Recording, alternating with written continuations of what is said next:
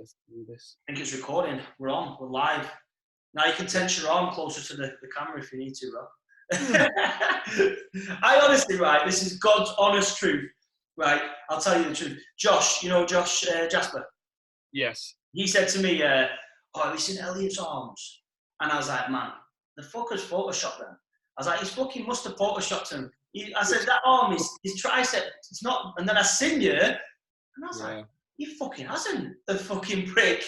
Like, my triceps are just look quite normal, and then you tense them, and then they go to do that. Fucking mental, isn't it? Like, just lend us some, you fucking prick. But how about you anyway? Yeah, I'm all right, mate. Yeah, are you good? Yeah, good, man. Just fucking, like we were speaking before we went on air, and it's fucking yes. It's the same old, isn't it? Like, just controlling what we can do and making the most of it. Like you said, we'll see who really wants it the most, who really loves this shit after the next 3 months. Won't we just, mate? Won't Yeah. we just? I just think when them gyms open back up, we're going to get a big realisation of who's been working and who hasn't.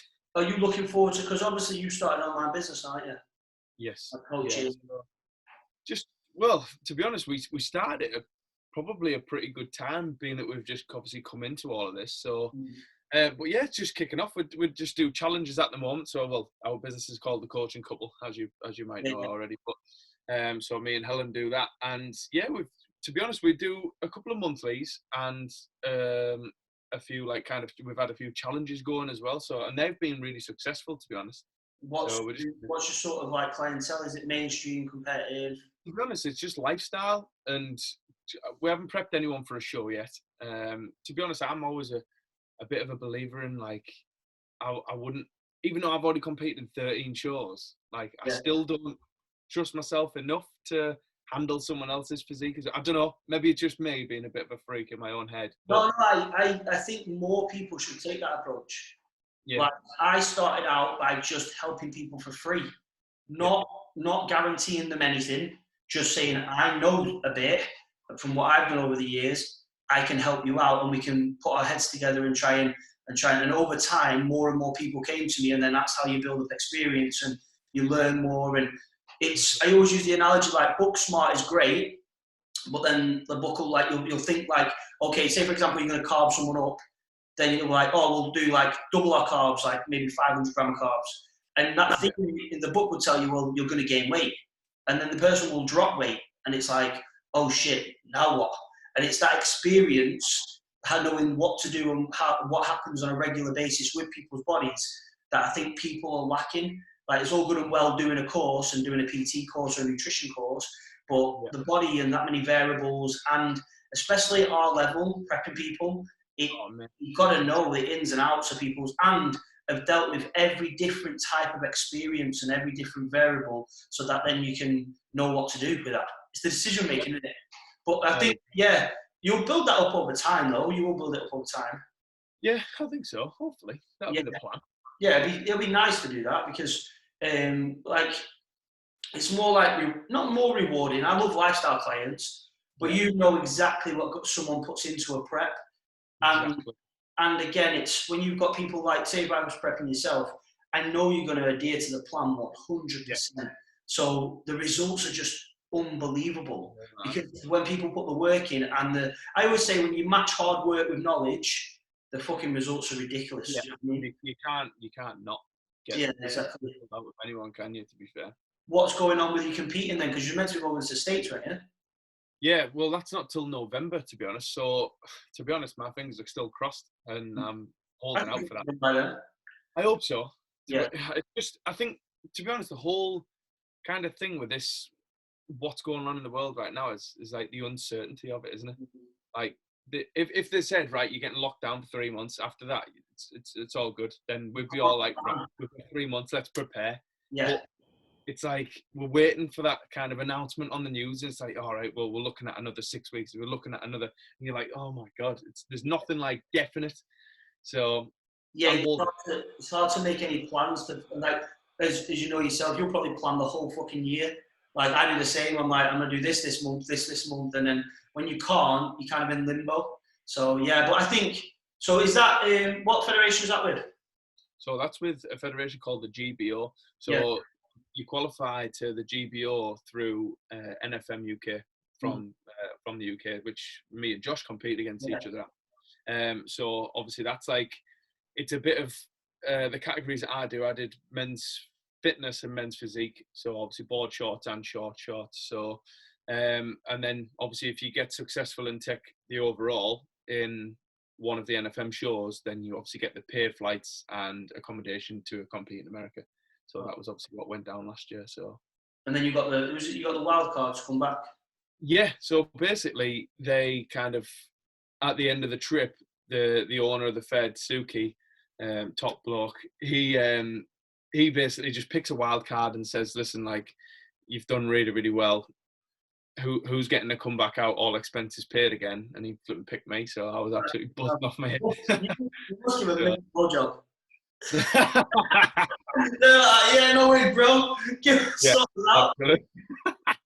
Not gonna reach around, fucking something. Yeah. I was like, to be fair, mate, I was over the moon, mate, when he said, I thought, you know what the score is, second place, mate. Like, obviously, I got second out there. There was probably about 16 to 20 countries like competing out there as well. And obviously, I took second in my category. Second is always that one where I'm just like, bro, I'm fucking that close. Like, every time. I already wanted to.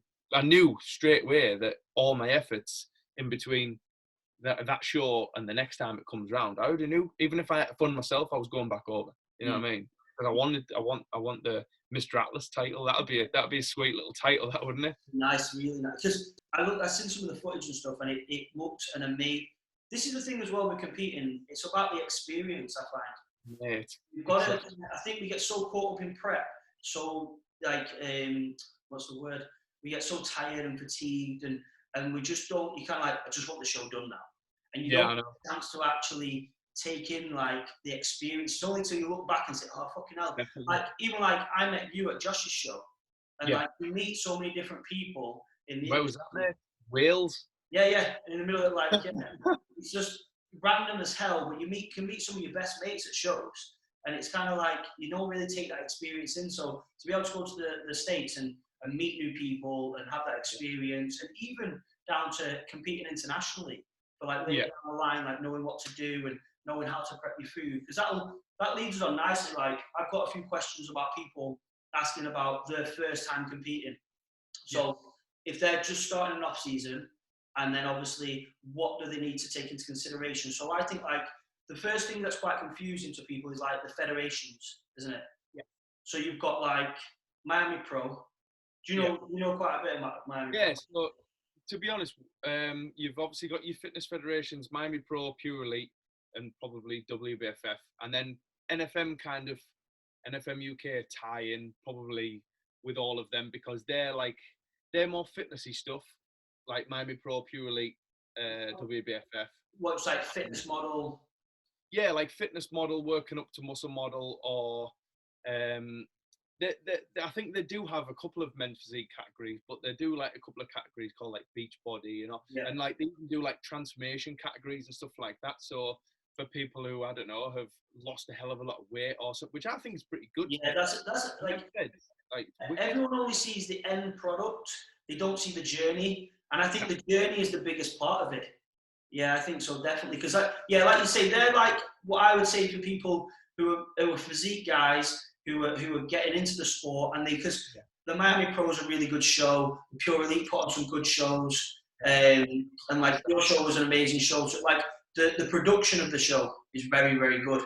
And then you've got obviously the IFBB, and you've got like PCA. What else is there? There's the NABA shows. So they're more like obviously IFBB is the way to get to the Olympia, which you've done 2 bros, haven't you? Yes. How did you find? Yeah, you won that, didn't you? Yeah, I won my category. Oh, nice. How did you find 2 bros? Busy. Yeah. It was. Do you know what? It was actually a good show. It was a very, very, very long day, because you've obviously got. I think they started with. Well, they did all the females on the Saturday and then all the males on the Sunday. So males, they started with bodybuilding. So they worked all the way through all the bodybuilding categories. Then they did classic, and then they did men's physique. And I'm talking men's physique. It was like men's physique A, B, C, D, E, F. You know what I mean? And then obviously you had to take your category to then get you in for the overall. Then if you took the overall, there's a pro card. Yeah. But so I took my category, but obviously didn't get the overall. But in hindsight, it actually worked out the best, because if I did get my IFBB pro card, then I wouldn't have been going to America. Yeah. So you, like you said, you feel like it was a little bit too early to get your pro card in a sense. Yeah. Because you'd have to have long, like pretty long period of time out to be competitive and that thing. So yeah, like I always say to my clients, like realistically, the Two Bros shows and the Amateur Olympia shows are probably the pinnacle, probably the hardest shows. Yeah. It's the guys like myself, or the guys who are going for a pro card, who have been doing this a long time. It's a big step up. I think it's like the physiques. Like I think when I did the Amateur Olympia in Alicante, there was 36 people in my class from every country. Like I'm looking at the list and I was thinking, fuck, like France, fucking Germany, Italy, America, and it's like all these guys have been training for 10, 15 years to get to this point. So it's like they're on the verge of being some of the best in the world. So that's why I always say to like clients and people who are thinking about competing, like it sounds great to do these shows and to see where you fare against these people, but you also have to be a little bit realistic because it's expensive. Yes. Like the entry, it's like it's quite expensive to do. Like have you ever done a PCA show? Yes, I did. I've done one PCA qualifier and the British finals. Oh, how'd you find it? Yeah, to be honest, I've always thought PCA was a great fit to competing. Like they're always very, very good in regards to athlete care, and to be honest, this like how smooth the show is really, really good. I found that. They've got that running order absolutely nailed to a T. Everyone knows about it before, so there's people backstage when you're there saying to you, right, listen, next 3 categories are going to be blah blah blah. Get yourself in order. You know what I mean? Down to like supplying weights, the small things, isn't it? Supplying weights, supplying water, all these things like mirrors, all these things that you take for granted. It's kind of like that you may have forgot or overlooked, and it's there put on for you, which I think is a nice touch. Really makes you feel like welcome. I did the PCA Body Power a few years ago, and I liked the show. It was good, and I've had a lot of clients do. I think it's a great bridging place for people coming from Miami Pro or WBFF and wanting to step up, but not quite as good. Like not at the level of like IFBB, Two Bros trying to push for a pro card, because like we said before, if you're doing a Two Bros show, it's going to cost you a fucking fair whack. Or say, for example, like if you're flying out to Alicante or to all these different countries like I do, it's going to cost you a good couple of grand to do that. So you need to be there or thereabouts. It's not really a taking part sort of show. I think you've got to be up there to try and win it, I think. So I think the PCA is a very good place where they offer prize money, don't they? Yeah. I think at the Worlds they offer prize money, yeah. Right. But to be fair, actually, Helen won PCA Northeast. And she took, I think when you take the overall, that's when the prize money comes into it. Yeah, that's because that's what I think. That's like the main. And then there's NABBA, which is more of a bodybuilding. I hate to use the word old school, but a bodybuilding federation that's kind of like pure bodybuilding. I think they're trying to bring the physique and the bikini in. However, I don't know about the numbers in them classes. You know, I don't know if you're a men's physique and there's only 2 of you. It's not really for me. I know it's going to build up over time, but I think their main focus is bodybuilding, isn't it? And that's in height classes, not weight classes, isn't it? The same with PCA's height classes as well, isn't it? Yeah, PCA is always height class. To be fair, at last year's finals, even that is where PCA are very, very good, because they, in my division, and they did it with the bodybuilders as well, but they actually normally do a men's physique short and a men's physique tall. Yeah. But they actually brought in, because there were so many competitors on the classes, to be too overpopulated, they brought in a men's physique medium as well. This is the thing as well, so you get a fair call then, don't you? You get a fair judging, and I think the NABBA shows, they're good with the height. I think the only difference is the tan that you can use at NABBA. I think you can use a different tan.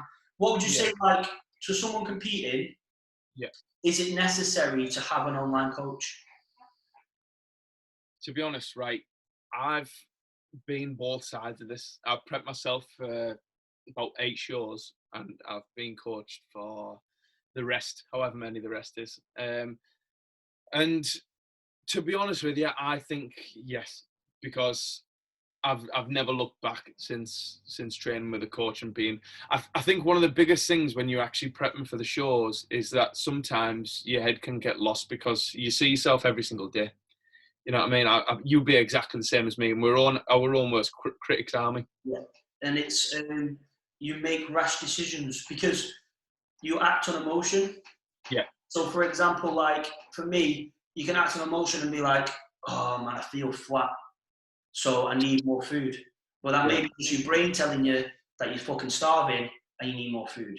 Or I can be the opposite. Like I'm a little bit extreme, and I'll be like, "I'm still fat as fuck. I need to work harder." Like I remember one session, fucking idiot. I was like, I'm gonna work twice as hard than I've ever worked. So I was like, okay, so I'm deadlifting. So I was like, what do I do for 3 plates? So I did like 3-plate deadlift, and I thought I'll do like 10 reps normally with it at the time. This was years ago. So I'm like, I'm gonna do 20 reps until I get 20 reps, and then I'll be like 2 plates. What do I do? 15. Right? I'm gonna do 30 reps. I was like 2 weeks out. I went, what the fuck am I doing this? Like all that is doing is nothing. Just in my mind, I'm like, if I work harder and I do more than anyone else, and then I eat less, I'll be more shredded and I'll earn the first place. No, you look like a bag of dicks. Basically, innit? You need someone there who can say to you, chill out a minute, mate. Like, I know. Slow down. Because us as bodybuilders are pushing and pushing and pushing, and sometimes the plan doesn't need changing. You just need someone to make them decisions when you're not thinking and without emotion. Like, I could do your check-in, and like, even though I'll think about, okay, what's Elliot gonna do, blah blah. I'll do your check-in, and you won't really enter my head again. Like I will be just like, yeah, it's done. That's the decision.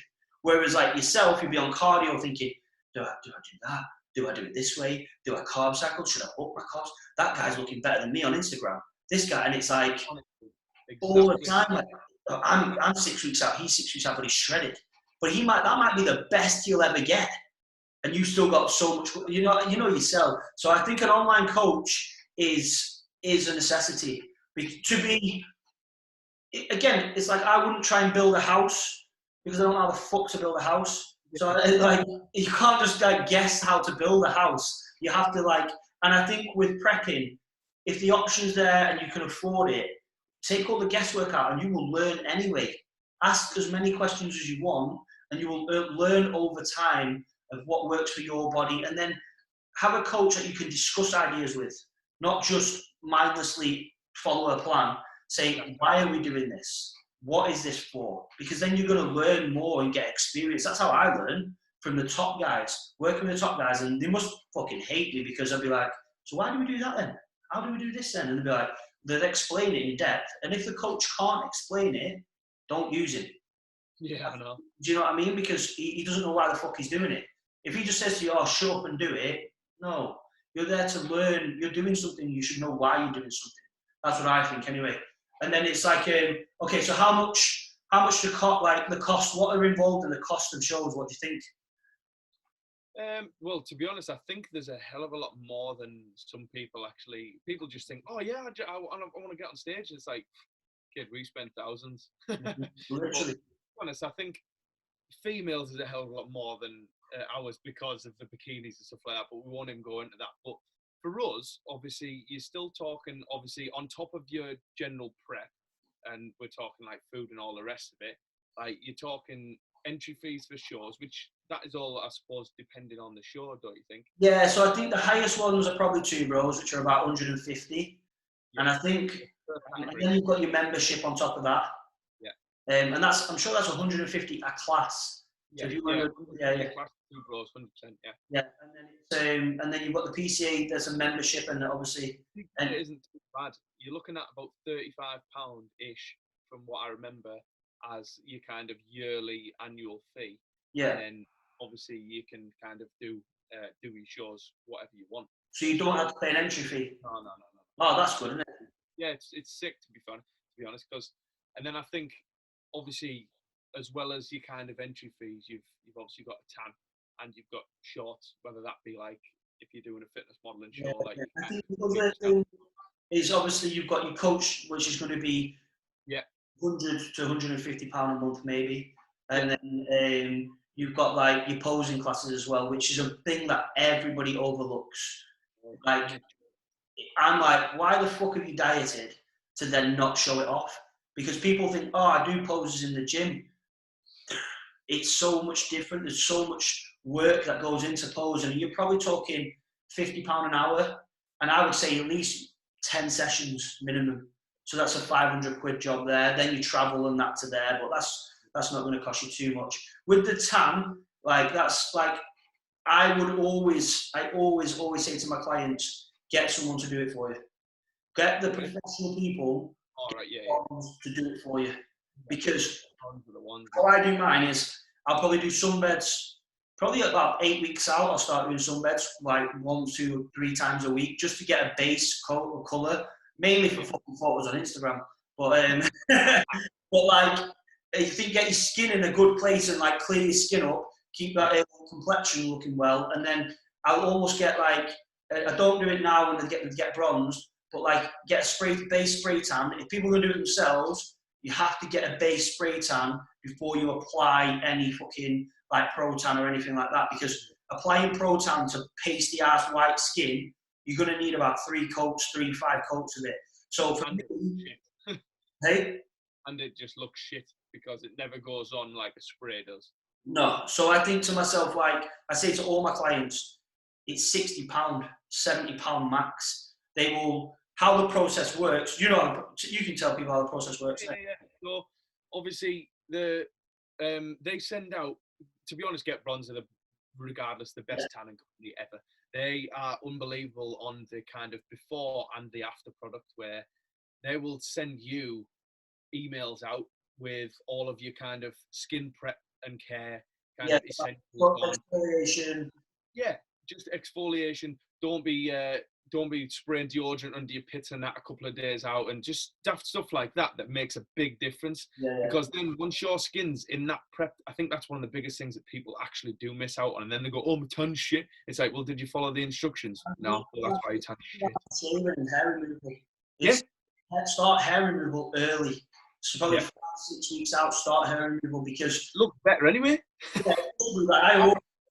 I'm silky smooth as fuck, but in a sense of like pubes are gone. If I can't make weight, eyebrows are gone.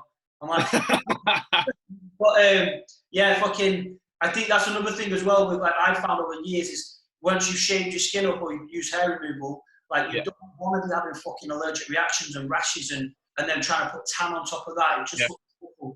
Game over. That, like 6 weeks out, hair removal and stuff like that, and then the guys. They're brilliant, aren't they? So then obviously you turn up on show day, or day before, isn't it? Yeah, so you turn up the day before the show, and then, well, to be honest, on probably the night before the show, they'll get you in for a base coat. So basically, it's just a quite light spray tan, but it starts the magical process, I think, because I just think that tan process is toilet selfies start coming out in the hotel. Oh, you know, mate, the Premier Inn toilet selfies. Yeah, I picked the hotel on the lighting, man. I'm looking at I'm ringing them up. Excuse me, have you got a full-length mirror in here? No, it doesn't matter. See you later, bye. Have you got any gym? Have you got a full-length mirror and windows from head to like the windows with a natural light? Natural light, mate. Can I get a nice sun view room, please? Anytime. Yeah. So yeah, so obviously they'll do that night coat, and then any good tanning company will say to you, you need to wear loose-fitting baggy clothes. So I've got countless just big, massive black baggy tees and big, massive bottoms. Sounds bad, but I go Primark and buy the cheapest fucking hoodie. That's exactly what's in my drawer. Like £8 or something, shove that on, just because you're gonna. I normally sleep in it just so because if you don't sleep in it, you're gonna be paying the hotel for fucking new sheets, and like because you've absolutely fucking destroyed them. So I just tend to sleep in that. Yeah, so that works. That's like don't go buying your fucking £100 Jordan fucking tracksuit to wear for tanning. Fucking mad. I know, but like I said, yeah, they'll obviously tell you to sleep in your stuff. So it's a bit of a weird night's sleep, that one, isn't it? To be fair, because you're like shitting yourself about the show, and you're like, oh my god, I don't want to sweat too much because my tan's gonna come off. That's fucking It's normal. the way Everyone does that. you wake up every hour for a piss and then do a round of closing, do a photo, and think, oh, Yeah. I'm getting drier. Wake up again, getting drier. Yeah, every time. That is the honestly. If anyone gets to that point, they'll know the score, because that is just the best feeling in the world. When you have that piss in the morning, you think, and it just feels like your stomach just gets shrink wrapped. That's what mine always feels like. I'm like, I'm ready. Yeah. Take me on. Get me on. Yeah. So then obviously you go to the venue, obviously on show day, and then you'll get that top up tan. Probably they'll normally again give you times about when your category is throughout the day will be when your top coat of tan goes on. So probably a good maybe 2-3 hours at minimum to probably 4-6 hours before you get on stage, you'll get a top coat, and then you'll get glazed on top of that, which brings out that shine. Yeah, they do the glaze as well. They're really good because they do the glaze backstage, don't they? Yeah. Before you go on as well, like they'll pumping up, and then they whack that glaze on, and then everything just goes. Yeah, and that's I think that process for £70, you can't put a price on it, because I've done it in the past where I've done my own tan, and I've been stood in my mum's fucking dining room like this on a fucking carrier bag with fucking lots of tan all over me, and it's like the mess and the hassle and the fucking stress of it all. You just want to turn up, get your tan done, go back. Like this is the process to make the show day as fucking stress-free as possible. Just you have times to turn up, you have like the tan done for you, the glaze you, everything. So for me, you can't really put a price on that. Even the international ones, like the international was a bit harder because of the language barrier. Yes. So obviously, I was studying the queue for I was getting my tan done actually because they give me a time, and then this lady comes over and she only spoke Spanish and I can't speak Spanish, and she was like, I was like, whoa, she's like, I think you on? And I'm like, fuck, and I'm like still bolloco in this tent, and then I'm like, I've got no trunks on, my tan's not dry, so I literally get my trunks on, go to the line. She said 30 minutes. I was like, what the fuck? Like, you got me out of the fucking tanning booth. Like, I was like, oh, I just went back in the tanning booth and got it sorted. But that was like a little bit stressful because of the language barrier. But in the UK, it's so much smoother in it. It's perfect. I remember I did the Arnold Classic like 3 years ago in Barcelona, and that was exactly the same. I was shitting myself because you literally have no idea what's going on. Yeah. They're like, men's physique, blah, blah, blah, and you're just like, fucking hell, I don't know whether that's me or whether it's not me. Or you say to the person next to you, is that me? And they go, no English. You're like, oh, fuck. No, and you're just like, yeah, no. And you're pumping up with someone else's band, and he's like, this is my band. Oh my God, what is going on? But I remember in Alicante, like obviously the classic class, there was 36 of us, and they just took 4 of us off and like didn't say anything. And I was thinking, like, does that mean we've top 4? Yeah. Is that like? And I was like, does that? And everyone knew, nobody knew. So we were like backstage, and then the rest of them obviously did the comparisons. And I thought, like, have we been disqualified, or what the fuck's a crack? And then anyway, ended up like it was top 3, and there was another guy there, and me and the top 3 was there. And the second day, there was like no posing routines, and I was like, it's classic, man. Like, I practiced my posing routine for 6 months. Like, what the fuck? Yeah. And the guy was like, no posing routines. And the only fucking international language I thought he'd understand was fuck off. I was like, fuck off. I was like, we are doing our posing routines. And he was like, no. I said, mate. And everyone just went on at him, and he's like, yeah, go and do posing routines. So luckily we got to do him, but like, you couldn't even speak to him about it because he didn't understand. So I just had to tell him to fuck off, basically.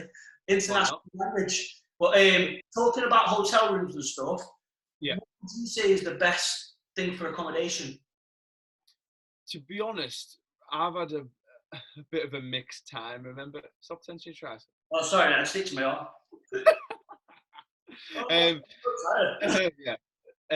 So I remember a few years ago I did UKPFF. Here's a funny story for you here, right? And there was a few of us, and we thought, oh, we'll get this slick little Airbnb, that'd be sound. We're staying in Nottingham where the UKPFF at the time, the British finals. I thought, oh yeah, that'll be well smart. We've got a nice little apartment, and that job, it was mint. And little did I know that I was slept on. I got designated to the bed chair in the living room, right? And so I wrapped this full thing up because I knew I slept in clothes, wrapped it all up, and flipping it was actually the night of the show. I'd slammed about 50 donuts, felt like absolute dog shit. Yeah. Went to sleep and woke up, and I have no idea. There was no one else with me. Like apart, everyone else was in the room, but they were all in separate bedrooms, and all like my top was off, and all the tan was all over this flipping chair, mate. And I was just like, no. So, mate, the next day we had me, Helen, there was a few of others there. We were sprinting. We found an Aldi. We got about every single cleaning product in there. We were back at the flipping apartment spraying all this bloody thing down because we thought, oh my God, she's going to go through the roof because it was white as well. So it was ruined. I was like turning it over, flipping. Oh, mate, it was horrendous. And we spoke to her. Everything all right? Yeah. Oh, yeah, spot on. Yeah. See you later. Bye. We thought, flipping heck, don't contact us ever again. She emailed me about a few days ago and left me like a 1-star on trip on thing on Airbnb. She was like, "You've ruined my sofa," and I was like, "Oh, sorry." No, she never charged me. So I was like, fair play. But in regards to obviously like hotels and stuff like that, to be honest, I just pick something close to the venue and go off like what's going to be the most stress-free. I don't care where it is, as long as it's got good lighting. Yeah, only thing, that's what I was saying, like, at that point, it's kind of like a price thing as well. Because you don't want to, if you're thinking of doing 4 shows a year, you don't want to be paying 300 quid a night in every hotel. The only thing that I've done in the past is I find sharing an Airbnb is quite good because you can save costs. And the kitchen. Because what I like to do is like, if I get like having to pack everything at home, tub it all up, cart it all to you can't reheat your food in. I know. That's the only thing, isn't it? Before, like back in the day, we used to sneak a microwave in, a George Foreman. So you know the trolleys you put your suitcases on. Yeah. Take that to the car, and we used to put a microwave in a box, and then a George Foreman, and then put our cases around it, and then our coats and shit on top of it. And we'd be absolutely stinking the fucking thing out, cooking. Like, and we got kicked out of so many hotels doing that. Like, literally, because you're obviously not meant to cook steak in a fucking. Aren't you? And like, cook our food, so we'll just cook it ourselves. But getting an Airbnb with a kitchen, that does, for me, relieve some of the stress, because if I forget anything, or if I need an extra 200 grams of chicken, or it just allows them to just be nip to a Tesco's, get the chicken, get it cooked, we're sorted. But like you say, I think close to the venue and cost, really, isn't it? Yeah, I think so. And even I know most Two Bros shows. For anyone who's going to listen to this, who is near the Lee Valley, because that's obviously where all the Two Bros shows are going to be held. We actually stayed just, I can't remember where's Lee Valley. I can't even remember where it is.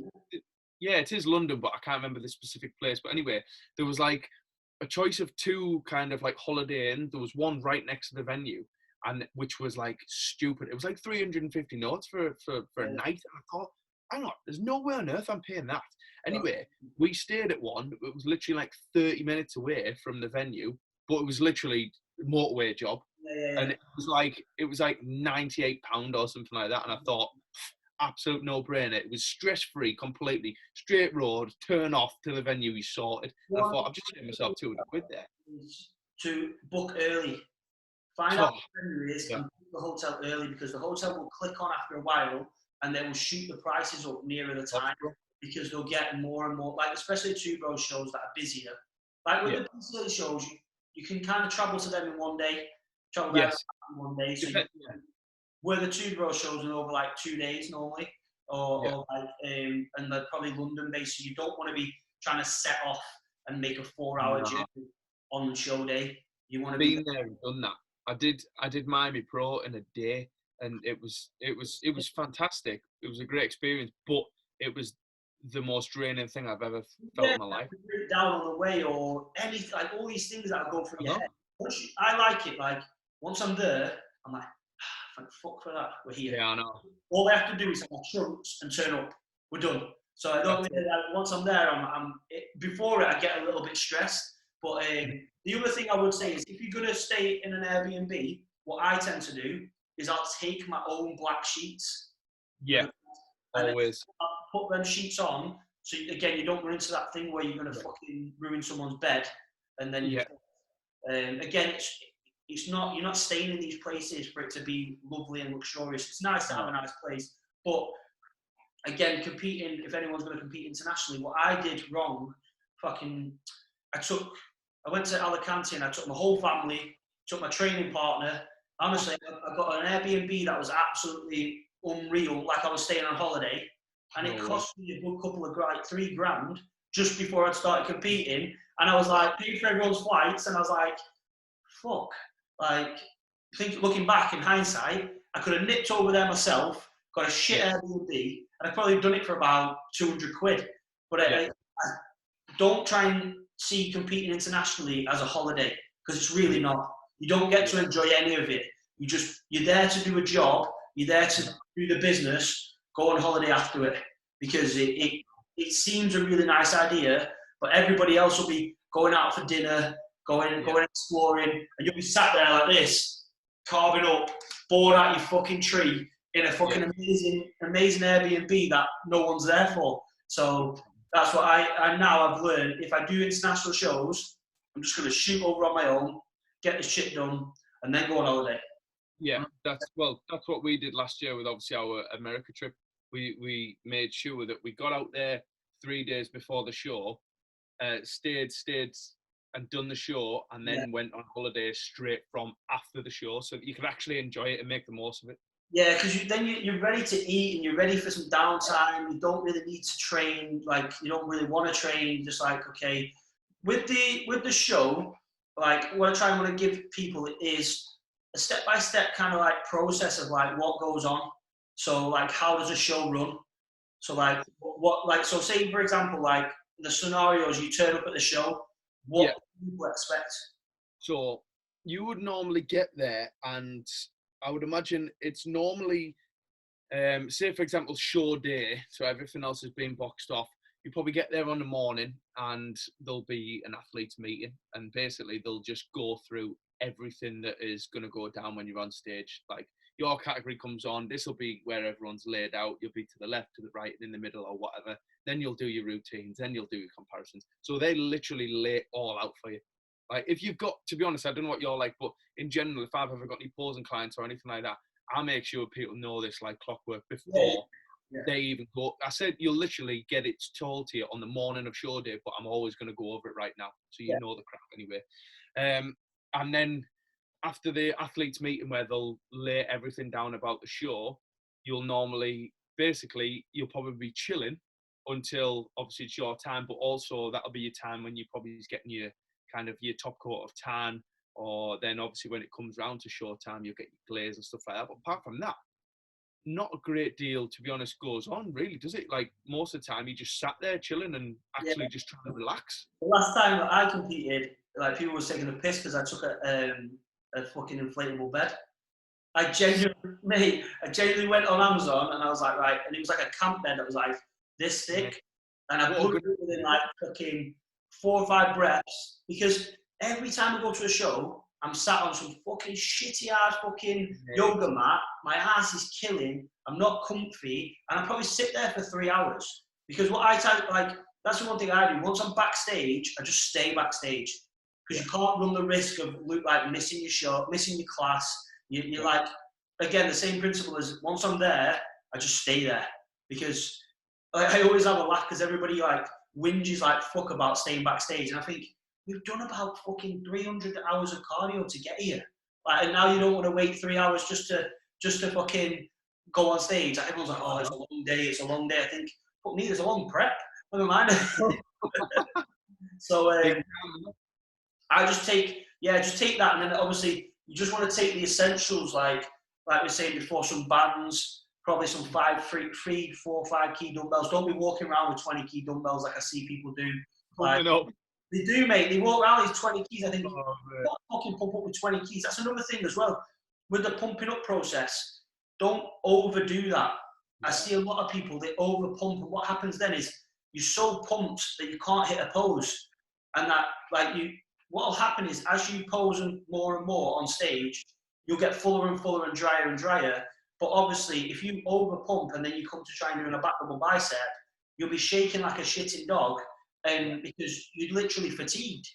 It's not let's do a full workout backstage. It's let's just get some blood in the muscle to look full as we possibly can, but not overdo it. Because you see it all the time, don't you? Everyone's absolutely twatting the Haribo, twatting the pre-workout, and then they're fucking there. Like, I remember my first ever show, this lad, he was doing like sherbet, niacin, all this shit, mate, pumping up, and he was huge, he was massive, and I thought, fuck, I've got to go against him. Mate, couldn't hit a pose. Fucking stick everywhere, fucking, I was like, that was an easy win. I was like, fucking, because he just overdid it. Yeah, and then obviously you go on, don't you? You'll do your comparisons, do your mandatories. Normally you'll get sent off and then brought back on for your routines. Yes. For routine, and then they'll call out, they'll probably do comparisons again, and then they'll call out like the top 6 and do the comparisons, and then obviously announce the winner. Some shows do it differently, like even with the running order, they'll sometimes do it like straight after each class, or some will do it after that class, or some will wait for the whole. Which is so much better. Yeah, because then you know then, isn't it? And then you fucking can go and eat. Because that's all anyone focuses on. Like, just where are we going to eat after this? Isn't it? Yeah. Madness. Nando's or something like. Well, yeah. Everywhere else is full. You do the same thing I do. Like, I search for fucking weeks while I'm cardio. I'm like, mate, do you have a list on your phone? Do you have a list on your phone? Like, mate, always. Literally have a list of like all the shit that I'm gonna eat, and like and I never eat it. I just mate, think of us. We knew we were going to Las Vegas after our last show. Mate, I was on YouTube scouring it for fucking months, mate. Like, oh, we have to go here, we have to go. Oh, we have to go to this tiny little froyo shop right there, and it's like, what? Did you go to Heart Attack Grill? Do you know what? Right, I actually thought. I didn't go to Heart Attack Grill, and we didn't go there on purpose because we thought it would send us over the fucking roof, mate. Because I'm not going to go there and not eat whatever's on my plate. Where did you eat at, and where did you go? To be honest, one of our favourite places was Cheesecake Factory. Yeah. Unbelievable, mate. You can't. I don't. Honestly, main course and dessert is just next level. When I was in Dubai, right, and I was like cheap meal, and I was like, okay, cool. I'll just get some starters. I'm the kind of weird person that just likes to try a little bit of it, like tapas. Mate, so I got like the slider burgers and like little small burgers supposedly, and then some cheesy like fries or whatever, and some mac and cheese. Mate, it came and it was fucking ginormous. I thought, fucking glad I didn't order fucking a main as well. Cheesecake Factory, yeah. Yeah. Yeah, it's savage, isn't it? I was like, these starters, like 3 starters, I thought, like the little starters we normally get. Fuck me, mate, they were the main dish. But it was, I like cheesecake actually. Mate, them cheesecakes are just something else. So it's like we obviously have all the menus and that, don't they? And the flipping calories and stuff like that. You have to not look at them. It's like 1,800 calories for a slice of cheesecake. Yeah, I did the same with my cream eggs the other day. I was thinking, fucking 1,400 calories. Did you all recover or what? Yeah, mate, I fucking, you know what I'm like a porn star, aren't I? Fucking easy. But, to be honest, like, I fell asleep straight after it, and then I was like, I was fucked. I was like, oh, fucking, like, food coma. And then I woke up and I was like, I'm quite hungry now, I'll just fucking start. But I could only, this is what people make me laugh about. Like, I put it into my macros, as sad as that is. So I was like, I was hitting, I did, mate, and it was like 100 fat. I still like hit my numbers for the day. Yeah. For the rest of the day, I had to eat protein. So I was like, I was like, I have to eat protein for the rest of the day, but it didn't really bother me. It was all right. But everyone's like, oh, you're going to get fat. And I'm like, trust me, like 8 cream eggs will not make me fat. Like they don't seem to get the concept of like, you eat a diet 24/7. Yeah, I know. Like you have like 1 meal off plan a week. That's it. What do you feel like moving on from like the whole prep thing, like, what do you like, just to give people an insight into what to expect in prep? What do you find the hardest things are? I think, to be honest, I actually love it, weirdly. But, and I know you're exactly the same because we're sick and twisted individuals, but like, I don't mind the fact when it gets ridiculously hard and then sessions, when you don't want to do it, and then you do it, that's such a satisfying feeling. But to be honest, just if it's hard to say because it depends whether that individual is going to really, really dig and get down to them dark days, doesn't it? Because I was going to say, be prepared for the dark days because they flip and come. Because people just see that end physique and just think, oh yeah, it sounds like. I know Pez Dean put one on last night, one of the most shredded guys I've ever seen, and like he knows what it takes, and he's like, I remember me and him had this conversation the other week about like you can't even hold conversation. Like I would never be doing this podcast with you right now, and you wouldn't be doing it with me. Like I don't even want to talk to anyone really. Like, and that's not. I just don't want to text people back. I get in a cocoon where I might just leave it alone. Like I literally get to, oh, fuck off. And it's not being like, you just have the energy or the mental ability to deal with anything but the task at hand. Yes, that's exactly what I was just going to say there. Yeah, literally just making your meal. Literally, it's like, you go through like different stages in the day to be like, okay, I just need to do my hours cardio in the morning. Or 30 minutes cardio. Then I need to do my abs. Then I need to do my posing. Then I need to do my stretching. And then you're like, right, fuck, that's done. Then you make your meals. And then you'll have like pre-workout and you'll feel great then. You'll be flying. And then you feel great. And then at the end, you'll just drop off and be like, fuck. And then you literally like, everything then just becomes a battle. But how I try to, for me personally, and how I tell my clients to approach it is you have to become a robot. You have to become emotionless to it because this is how I approach it. Do X, Y, and Z and win. That's it. All you have to, it's simple as fuck. Do X, Y, and Z, win. Done. And that's how I approach it because I think, well, if that's all I have to do, cardio, training, eating, and I win, that's easy. Once you start adding in like how you feel and, oh, but I feel tired and I feel like, fuck all that off because that'll subside. Do you know what I mean? Like it's temporary. Do you know what I mean? It's not a forever state. You're gonna like the minute you eat something normal, have a day off the gym, you're straight back to feeling normal. It doesn't last forever. And what I think people do is they get to that stage where it's really hard and they just crumble and they don't. Unless I get to that stage where it's really hard and I think this is where I beat you because everyone else crumbles. Like this is where you've got to twist it and think everyone else right now would stop. Everyone else right now like would give up. And that's the reason you're going to beat them is because of that. And that's what people don't really expect. And then I think the relationships, like you need to, if it's the first time you're competing, I think you need to pre-warn your girlfriend or your missus or your family that it's not going to be them that, like, it's not them that you're going to, like, be distant from, or you're going to go into yourself an introvert, or you're going to be quiet, or you're not annoyed at them, or you're not in a mood with them. You've just got to tell them, the thing that I'm going to take on board or about to do is going to probably be the hardest thing I've ever done. Yeah. And it's going to actually, like, my mental state is going to have to be all in on that.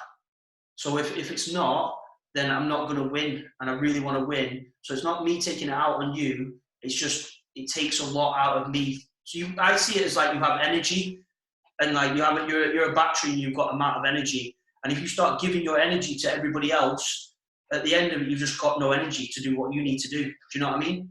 So I think you've got no energy in the first place. This is it. And then you need to keep that reserved energy to actually do what you need to do, get the job fucking done. My family now are great. So they realise I've been doing it that long, that I was just dieting. They'll literally say, oh, Ryan's just dieting. It's just how he is. Because you're going to become a different sort of person. And that's what I think a lot of people don't. That's where I see my clients, the family and the friends, the support's not quite there because they've not competed before. I think one of the biggest things is it's just down to, I think, a lot of people that they don't understand. Obviously, they don't understand. Oh, why are you doing all this? Oh, why? Oh, surely it can't be healthy. Yeah, that's one of the things that I will say to everyone is be prepared for shitloads of questions. Why are you doing it? What are you doing that for? Oh, how come you're eating that? Oh, you're doing that? Oh, how many times you train? Blah, blah, blah, blah, blah. Oh, don't you think that's too much? Oh, are you hurting yourself? Oh, is it healthy? Shut up! That's probably literally what you want to say. You want to grab someone in the flipping face, give them a headbutt, and flip and bin them off. Like, it's just relentless, the amount of questions and stuff. But 9 times out of 10, people are just genuinely interested. And the same question ends up grating on your patients. Yeah. I tend to not. I just tend to not really engage in that. I just say, I don't really do that much. Like I used to when I was younger. I used to like almost brag about what I did, and they'd be like, "Oh, I do 3 hours cardio. I don't eat this. I don't eat that." And then they'd be like, "Fucking," and then they'd have a say. Now they go, "How much do you train?" I'm like, "Not really. Don't really bother that much." And he just cuts the whole fucking convo off. Oh, Yeah. I just become a yes man, me. Like, to be honest, like, or just I kind of fire the question straight back. Oh, how are you feeling, mate? Yeah, I'm fine. You? Hey, what? Aren't you tired? Yeah, I'm alright. It's like they're like, what's going on? This is what I'm big on though. Like, I think your mind, it controls your thoughts control everything else, right? So the minute you start going, "Oh, I'm hungry, oh, I'm tired, oh, I've got what to do." If you almost trick yourself into like, I'm not hungry, I'm fine. Like I've been less, I've been hungrier. That, man. Like cardio, yeah, I can smash cardio, it's fine. That then it tricks your body into feeling like into a positive sense of well-being, feels good about it.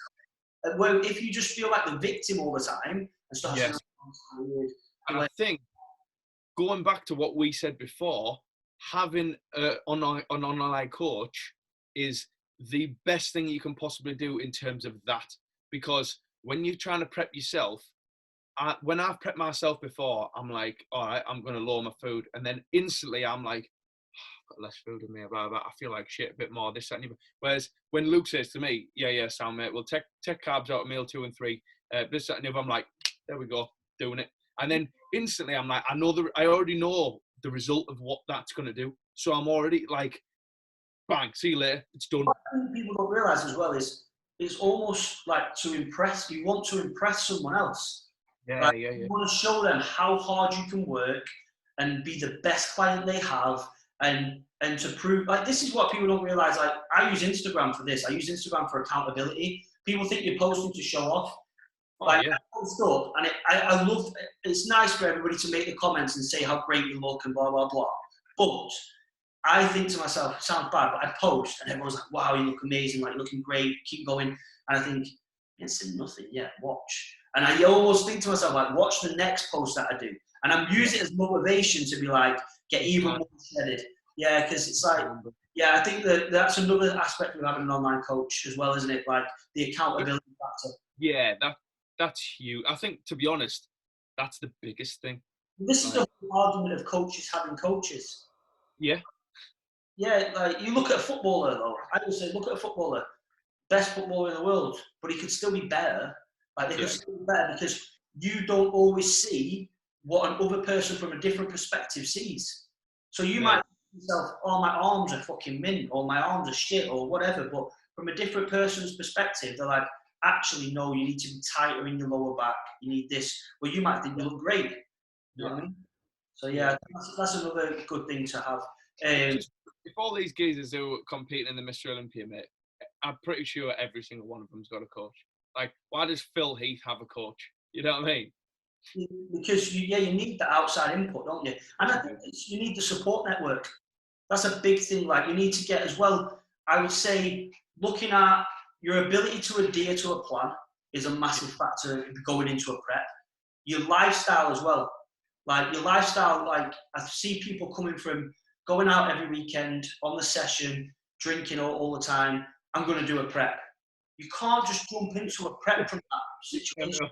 And then even financially, I find financially you need to be stable. I've done it in the past where I was younger and I had no money, and it makes things so much harder because you might need an extra coat of tan, or you might need some food, or you might need gear, or whatever you need. It's necessities. You need it. You can't be like, "Oh, I can't afford that. Oh, I can't afford that." You need to be in a financial position to be able to actually afford to compete. Because I see a lot of people do that where they'll want to compete, which is great, but if you're not in that balanced like state and you haven't got that financial support and income coming in, you're pissing in the wind. Do you know what I mean? It's a great idea, but again, it's costly and it just adds more stress. So this is what I would say to summarize with a prep. The main factor is limit stress.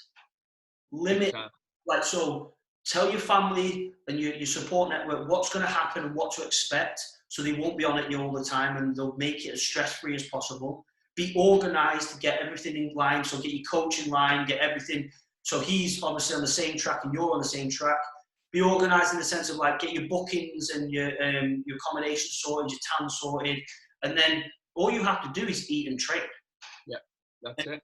And that's when, and then obviously with your ped side of things, like your gear side of things, get that all in line, getting like your sauce sorted and your sweet. And I think to myself, like, that's the main factor of a successful prep, is as least stress as possible.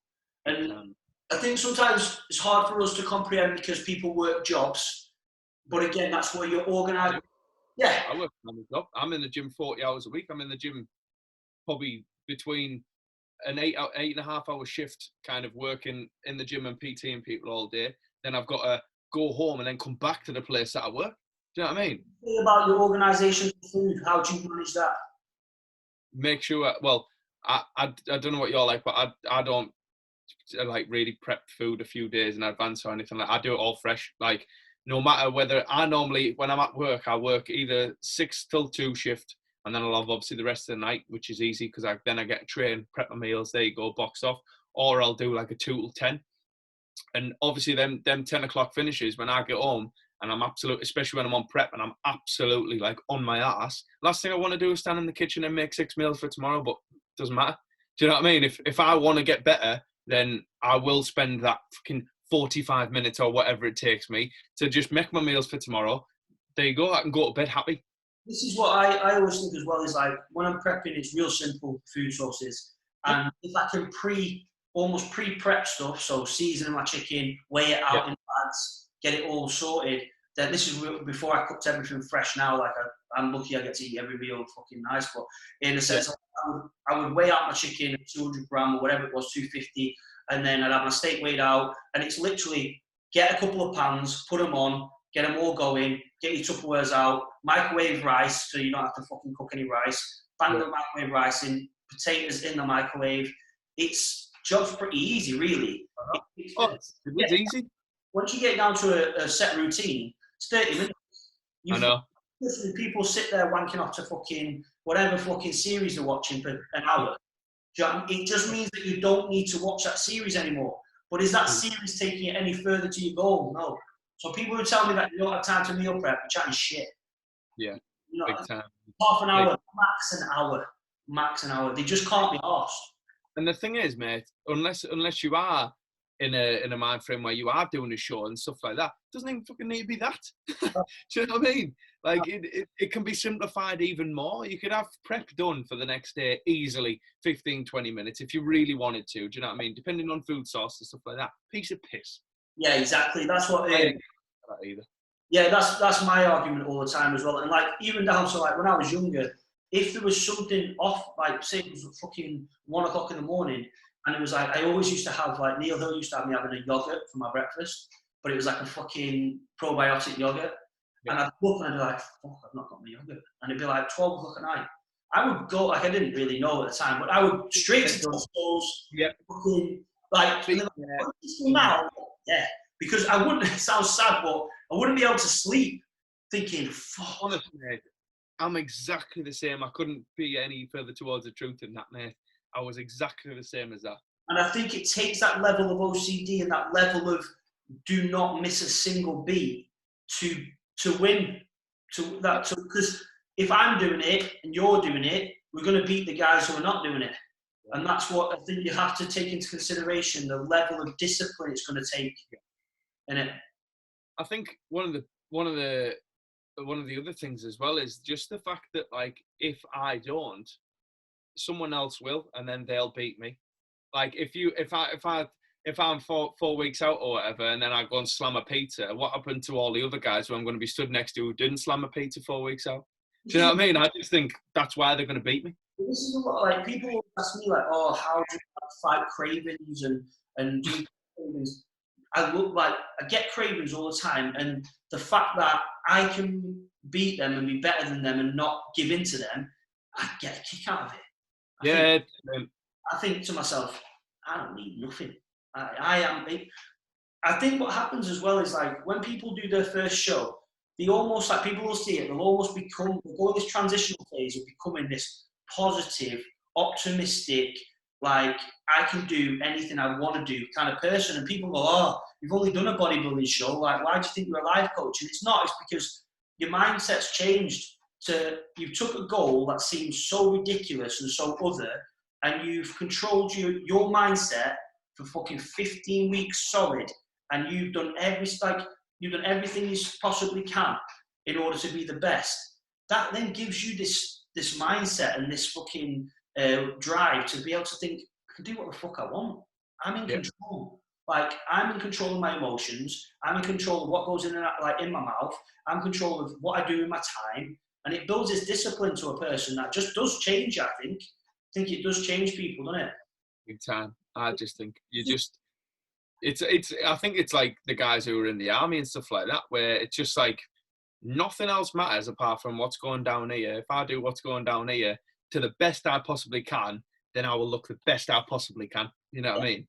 And you don't want to leave anything to chance or anything like that. If you've put them hours in, man, and like you'll have been the same, you'll have lost shows where sometimes I've thought like, oh, I've absolutely nailed it or whatever, and I'm coming in spot on. I've done everything that I possibly can to be the best I possibly can right now. And then if that best isn't good enough, then you're like, shit, what? But then it's that setback that, I mean, well, it was the show that I competed with Josh in, going right back to what we spoke about at the start, that NFM UK show where I got through to the overall, and then a lad called Kyle beat me in the overall, and I was like, fuck, I look the best I've ever looked in my entire life, but today it wasn't good enough.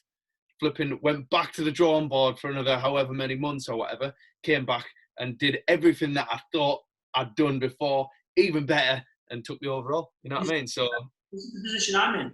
Like, John Lofthouse beat me in a qualifier overall.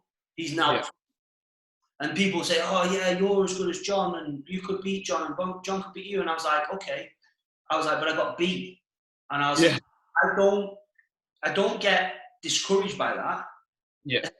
Even if John ever fucking watches this, like, he is my motivation now. Like, he beat me on a back double, right, for his glute and hamstring development. That's what he beat me on. I know he did. His glute and hamstring development is fucking crazy. So I'm like, okay, I'm not, oh, fucking hell, I was misjudged, it was bullshit. No. Yeah, I was robbed, or the judges just don't like me, or they love John. No. If there's an element of my physique that someone could beat me on, I take that, and I'm like, honestly, I've trained hamstrings and glutes every other day since that show. And I will continue to do that to bring my hamstrings and glutes up better. And I think the losses sometimes make you a better, but if you keep winning, you don't really feel like you need to work harder. And I kind of love that, like, underdog mentality of like, okay, let's go again then. And I literally, the next time I present my physique, I want it to be like, he's nailed it. And like, even if the guy next to him is better than me, I don't want him to be able to pick out like, oh, he needs more this or he needs more that. I want it to be like, okay. And even if he did, that's kind of the fun bit, to go away and be like, okay, I need more lat. Okay, I'm going to bring my lats up. And you work all year to do that. And then you present that to people and like, now what? And they'll be like, I remember, you might not remember a guy called Tony Friedman, but he was like a big bodybuilder back in the day. Like, X-Man, he's called, like, X-Frame, he was fucking huge. And I trained with him one time. And he said, before he turned pro, he was like, oh, he's not good enough to win nationals. And I won the nationals. And he was like, oh, he's not good enough to turn pro. And I turned pro. And then he was like, oh, he's not good enough to win a pro show. And I won a pro show. And then all these fuckers say, I think he was about 46 at the time. And then he was like, and now all they say is, I'm too fucking old. He's like, I can't change my fucking age. He was like, what you got to learn in this game is there's always going to be someone saying something. You've got to just believe in yourself and know your ability and what you can do. And that's like, they're not going to believe in you, are they? Why are they going to? No, you've got to do it yourself. And that's another thing, moving back to the point of competing. You have to, don't be delusional, but believe in yourself. There's going to be some people like, oh, what's he going to do? Or he's not going to be able to, he's not good enough, or like, he'll never do a show. Use that. Use that. Like, fucking love it. I always say, like, when people, like, I used to get a lot of grief off people when I started competing, just because I don't know why, just whatever. And I used to say to them, like, do you really think I need any more motivation? Are they crazy? If you didn't say fuck all, I probably wouldn't be as driven as I fucking am now. Do you know what I mean? But if you keep having a go at me and keep saying this shit, I'm like, oh, when I don't want to do cardio, I'll do this one for you. If I don't do this set of squats, I'll do this set of squats for you. Because I will literally in my head be like, one rep for every cunt that ever said I couldn't. Literally, that's how I approach it. Because I think you're going to get a lot of that when you're starting out competing, aren't you? Yeah, I think a little. I think, to be honest, in this world anyway, everyone's a judgmental fuck, aren't they? Let's be honest. So, regardless of what you do, whether it's competing or anything else, people will be like, "Oh, yeah, you play fucking golf or something." You won't be good. You know what I mean? We'll get really fucking good then. And even when you do get really good, you'll fucking get slated for something else. So, of course, yeah. I wouldn't take their opinions to heart, but I'd still use them as fuel to be like, there you go. Yeah. Enjoy watching me. Give that post a like. But yeah, enjoy taking. I remember I'll actually on the to finish off that topic there. Rich Piana was the best for that, man, because he was saying on a YouTube video that he'd had millions and millions of views. Oh, so whether you fucking like me or whether you don't like me, you're still taking time out of your day to comment something about me, which increases my engagement and makes me more money. So he's like, keep going, pal. You know? How I look at it as well with people who comment shit on your photos is I try to like apply like empathy and almost just put myself in their position, because you've got to be certain sort of like insecure person, or like not even a horrible way, like a sad way, like to go onto someone else's post to then post shit about them when you don't really even know them, and two, like, you should be just living what you're doing. Like, stop standing on the sideline of life, watching the game and fucking criticizing everybody. Get in the game. Because trust me, once you're in the game, you're too busy, man. Like, I have this analogy, like, I'm in my own lane and I'm going for the finish line. I know what I want to achieve and where I want to be. I don't start looking left and right at other people and criticizing what they're doing, because that slows me down. And then the minute someone comes into my lane, I just move them out of it and carry on. And that's how I see it, where everybody's so busy looking at what other people are doing that they're running slower to the finish line because they're getting caught up in the bullshit. It's like, you do, like, for example, you do whatever you want to do. Like, say you start a coaching company and you're doing amazing. Well done, bro. Like, how are you doing that? What are you doing? Like, I can learn from you. People just get spiteful and be like, oh, fucking this, or like the family's got loads of money, and it's like, why are you making excuses up for why you're not in that position?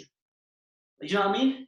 And I think a lot of people, I feel sorry for them people who comment shit. Yeah, I think me too, to be honest. Yeah, like, I don't understand it, and I couldn't grasp it. But yeah, it's going to get it in this industry, isn't it? What are you on with today? You home workout, yeah? Yeah, mate. I've got a bit of a pull session going down today, so I've just got a pull-up bar. I've just actually ordered one of them, the power towers. Yeah. Pull-ups, leg raises, and dips. Yeah, I bit the bullet because I'm sick of doing pull-ups in my house on this door frame pull-up. I got 10 quid, and honestly, mate, I shit myself every time I use it. I just think I'm coming down here. You'd be one of them epic fail fucking videos, wouldn't you? That'd be go down a storm on TikTok, wouldn't it, mate? Exactly. How are you finding TikTok? Mate, do you know what? I think it's actually one of the best, like, releases in the world. Like, because you can just, I don't know, just do daft shit on there and just not give a fuck, basically. Like, I think this was my post yesterday. Like, people are just being too fucking serious nowadays. Like, oh my God, you're dancing around in your living room. Yeah, and what? Like, have a laugh. Like, don't be so insecure that you have to have this guard up because people may criticize you for what you're doing. Do what the fuck you want. I think a lot of the time, well, like you were saying to me, obviously, about YouTube and stuff like that as well, people relate to you as a person. I think a lot of the time people assume, like, us bodybuilders to be like boring as fucking this, that, and the other. Doesn't mean you can't have a life and have a bit of crack and have this. Because I think a lot of the time I relate to way more people who are like that than just boring ass like, oh yeah, I'm just eating chicken and rice. You know what I mean? All right, yeah, we all do. No, we know we eat chicken and rice, and I think the stigma and the stereotype of bodybuilders are like, oh, I just go to the gym and lift weights, or because most of them are fucking like that. But it's like, at the end of the day, why can't you be a normal person who just is really good at their job or their sport or whatever they enjoy doing? Like, you don't need to be this mindless fucking person who just doesn't have a laugh and be boring to be a good bodybuilder. Do you fuck? Like, you just gotta, I think you just gotta have a laugh, and you fuck it. Definitely. Yeah, I'm just, I've got a podcast now with Joshua, which will probably be fucking ridiculous. So talking and that's about it for the rest of the day, man. But it's been a pleasure, as always, talking to you. Oh, mate, as always. And then next time, like, we're going to probably hit some more sessions, innit? We've still got legs and chest to do. As soon as this shit's over. It feels weird because normally I'd be like, right, bro, we'll get a session in now. Or we'll get them like, I'll get a session in when we can get a session in. No, mate. How off it's that arm day, obviously, that we done. That was just before lockdown, wasn't it? That was the Friday before we got locked down on the Monday. Oh, we were so lucky to get that in. Scary, that, isn't it? Yeah, it's just, I pray by like the end of May, June, I reckon it's going to be done. That feels like so long ago, though, don't you think, already? Yeah, mate, like, it feels like, because I think obviously with the time as well, when you spend it at home and you're not busy, this is what I was saying, like, this pandemic is going to cause a lot of mental health issues because you've got so much time to think, isn't it? It's, I think that's going to be the backlash of it. Which I think is the reason why, I mean, you'll be exactly the same as us. We're trying to preach as much as possible to our clients to get into a routine. You know what I mean? Just get yourself busy and stay like that, because if you do, you'll come out with this on the other side a better person. If you don't, you'll feel like a sack of shit. I just micromanage my day, so I just literally 8 o'clock cardio, meal 1, meditate, fucking abs, I even write down shower, just because it's like, I just... Night. No, that's a bit later on. Have a meal. That's always pre-workout. You know when you fucking have your pre-workout, you're like, ooh, I'm ready. Oh, fucking hell, my stomach. Better get this out before legs. But fucking, I write everything down just because I then have like a task to do, and I feel like once you've done them tasks, like the day's been successful, isn't it? You do. Yeah, of course you do.